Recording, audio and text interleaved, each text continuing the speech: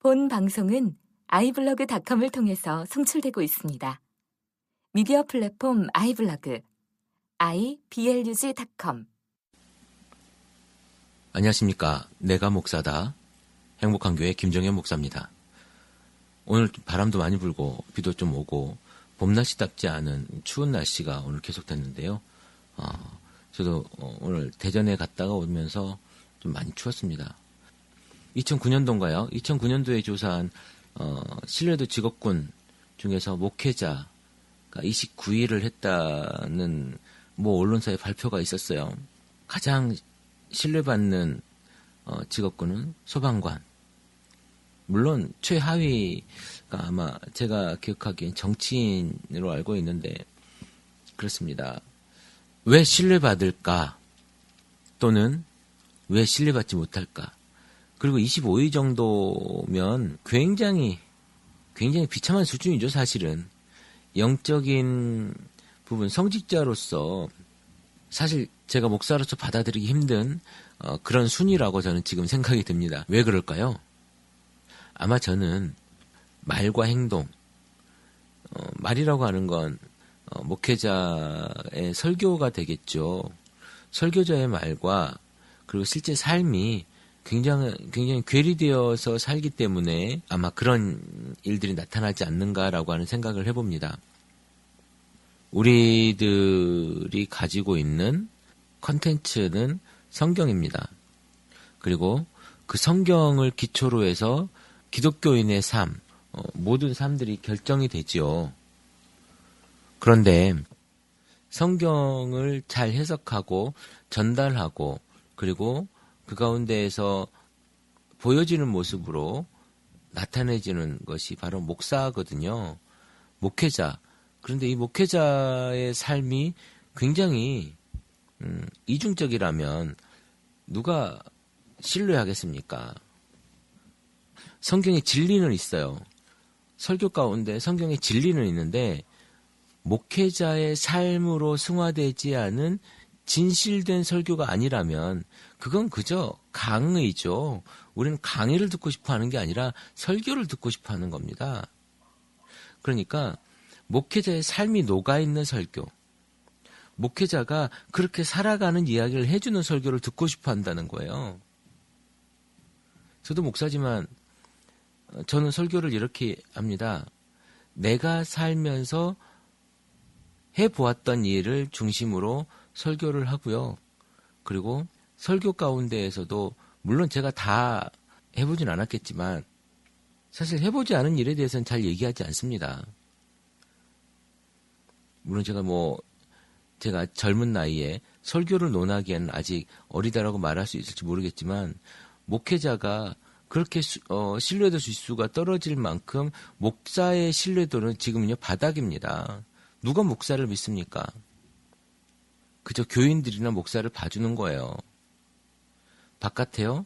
실제로 제가 며칠 전에 저에게 사기꾼이라고 하는 소리를 들었습니다.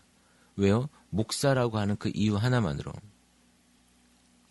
진리가 있대. 그러니까 성경을 이야기하되 진실이 없는 설교. 그리고 삶과 진실에 대한 이야기는 있어요. 삶의 이야기는 있다고요.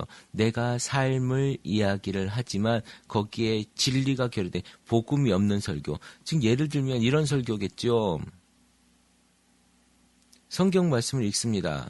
본문을 낭송해요. 그런데 그것과 상관없이 자기의 삶만 이야기하고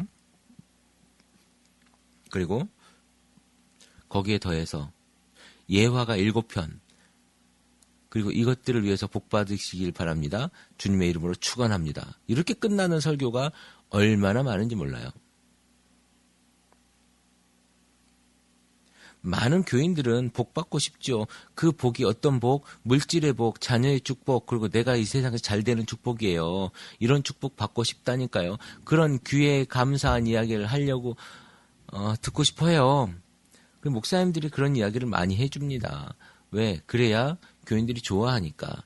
그러나 결코 성경은 그런 복을 주는 그런 책이 아니에요. 차라리 복 받고 싶으세요? 그럼 무당을 찾아가십시오. 무당이 훨씬 깨끗하게 이야기해 줍니다. 훨씬 더 재밌게 이야기해 주고요. 실제로 무당이 굿도 해줘요. 얼마나 뻑적지근하게 해줍니까? 여러분 1년에 10만 원씩만 한 달에 헌금해도요. 1년이면 120만 원이에요. 여러분 120만 원 갖다 주잖아요. 2, 3년 모아가지고 한 몇백만 원 갖다 주면요. 무당이 굿 잘 해줍니다. 착두도 타고 다 해줘요. 무당을 만나러 내가 돈을 벌려고 목사를 자극해서 목사에게 그런 이야기, 그런 설교를 하게 하지 마시고 또 목사도 성도들에게 그런 식으로 이야기해서 성도를 현혹시키지 마시고 정말 우리 목회자의 삶이 녹아있는 설교를 해야 된다니까요. 진리가 결여돼서도 안 될 것이고 진실이 결여돼서도 안 된다는 얘기예요. 진실이 결여됐다는 건 내가 내 삶이 목회자의 삶이 성경대로 살아보려고 하지 않았다는 겁니다. 어떻게 성경대로 다 100% 맞게 살겠습니까? 그러나 살려고 노력은 해야 되는 거죠. 내가 사랑해보지 않고 사랑하려고 노력해보지 않고 어찌 사랑을 이야기할 수 있겠습니까? 사랑은 오래 참는다면서요. 사랑은 온유하다면서요. 온유하며 오래 참음도 한 번도 해보지 않은 사람이 어떻게 사랑하라고 이야기하겠습니까? 사랑은 무례히 행치 않는다고요.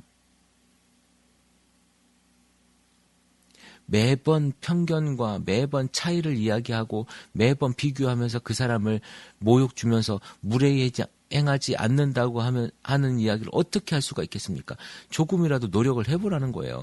그게 사랑이고 그게 성경이 내 속에 녹아드는 거예요. 적어도 목회자는 해봐야 되는 거 아닙니까? 해봐야 내가 해봤더니 이렇더라라고 교인들 즉 성도들에게 이야기할 수 있는 거죠. 그것도 안 되는데 어떻게 설교한다고 할 수 있겠습니까? 책 이야기요? 좋습니다. 책 이야기 할 수 있죠. 근데 그 책도 내가 읽은 책이 아니고 다른 사람이 요약해서 간단하게 올려놓은 그 얘기를 한다면 그거는 또 다른 이야기가 되지 않겠습니까? 목회자들이 책을 읽는다고 하는데요. 좀 잘 읽었으면 좋겠어요. 그렇게 바쁜 사람 얼마 전에 저희 학교 선배 목사님이시죠. 대전에서 아주 목회를 잘하고 계시는 분이 계시는데 그분도 책을 많이 읽는다고 하시지만 제가 보기에 그분의 스케줄상 그 많은 책을 한 번에 읽을 수는 없을 거라는 생각이 들고요. 어찌됐든 읽는지 안 읽는지 모르겠지만 책을 많이 산다고는 하십니다. 여러분 중요한 건 설교 가운데 삶이 녹아있어야 되는 거예요. 목회자의 삶. 목회자의 삶에 녹아있고 그 삶대로 내가 그 말대로 내가 살려고 내 삶을 움직여줄 때 내 삶의 자리에 예수 향기와 성경의 냄새가 날 때 그때 사람들은 비로소 존경하고 그때 비로소 사람들은 저 목사 정도면 믿을만 하다라고 이야기하고요. 그런 목사들이 많아질 때 기독교는요. 개독교라고 하는 욕이 아니고 정말 저곳은 하나님이 살아있는 종교야 라고 이야기할 수 있다는 거예요. 어떻게 목사가 무당보다 더 신뢰도가 떨어집니까? 어떻게 사주쟁이보다 목사가 신뢰도가 더 떨어지냐는 거예요. 기독교인과 1000만, 800만, 600만, 몇백만인지는 저는 하나도 중요하지 않다고 봅니다. 그게 뭐가 중요합니까? 목사가 가짜인데. 목사가 힘을 못 얻는데, 목사가 힘이 없는데 그게 뭐가 중요하냐고요. 그래요. 1000만, 2000만, 3000만, 4000만이 모이면 뭐합니까? 변하지 않는 한국 교회 때문에, 변하지 않는 그 설교 때문에, 변하지 않는 목회자 때문에 한국 사회가 그 모양으로 그대로 있는 거예요. 한 사람의 제자를 키워내면 12명의 제자를 키워냈던 예수가 세상을 변화시켰던 것처럼 한 사람의 제자를 키워내면요. 교회가 바뀝니다. 근데 적어도 우리 교회는 한 사람의 제자도 없는 거예요. 그 제자를 왜 못 키워내는 줄 아십니까? 목회자가 제자가 안 됐기 때문에 그렇습니다. 우리 교회는 그렇게 노력하려고 하는 교회라는 거예요. 우리 행복한 교회. 적어도 그렇게 해보려고 실험을 해보는 거예요. 실험을 해봐서 해봐야 되든지 안 되든지 알 거 아닙니까? 해보지도 않고 안 돼. 해보지도 않고 못해. 그거 어떻게 하는데 성경 말씀대로 하나도 살 수가 없어라고 얘기할 수 있을지 모르겠지만 아니요. 그건 해봐야 아는 거예요. 하려고 물론 율법주의적으로 흐르면 안 되겠죠. 율법주의가 아니라 성경에서 말씀하고 있는 예수 그리스도가 말하고 있는 그 말씀의 진위와 그 속에 있는 진실과 진리를 우리가 깨달은 상태에서 그걸 해야 된다는 거예요. 자, 여러분, 그러면 문자적으로 해석하는 술 취하지 말라. 이건 어떻게 해석할 겁니까?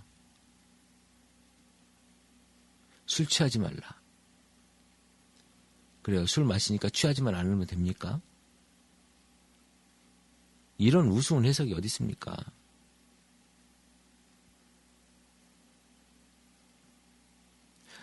제 방송을 듣는 많은 분들이 계실 텐데요. 성경의 문자적 해석이 아니라 건강한 어떤 문맥상과 그 당시 시대상과 이런 것들에 대한 해석으로 말미암아 우리가 삶 속에서 건강한 성서적 해석을 딛고 서 있는 내 삶의 자리들이 되기를 바라지 않습니다. 그리고 우리의 말과 행동, 진리죠. 진리와 진실, 그것들이 한꺼번에 있어야, 녹아들어야, 진리의 내 삶의 진실성이 녹아들어야 신뢰가 된다는 겁니다. 우리가 사람들을 보듯이 목회자도 똑같다는 거예요. 목회자의 진리가, 목회자의 진실성이 성도를 바꾸는 거예요. 그 바뀐 성도가 세상을 바꿉니다. 그 바뀐 성도들이 있을 때 교회가 바뀌는 거예요. 목사가 바뀌지 않으면 아무도 바뀔 수 없습니다. 적어도 저는 바꾸려고 노력하고 열심히 살아보려고 하는 사람입니다. 그 목사 중에 한 명이 되고 싶습니다. 여러분도 한번 여러분들의 말과 여러분의 행동 가운데 진실을 담아 보십시오. 진정성을 담아 보십시오.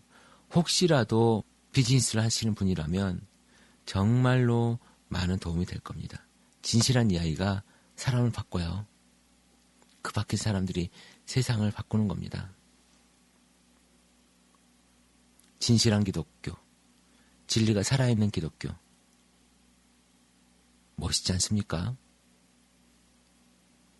우리가 그 기독교를 만들어 보자는 겁니다. 감사합니다. 내가 목사다. 행복한 교회 김종현 목사였습니다.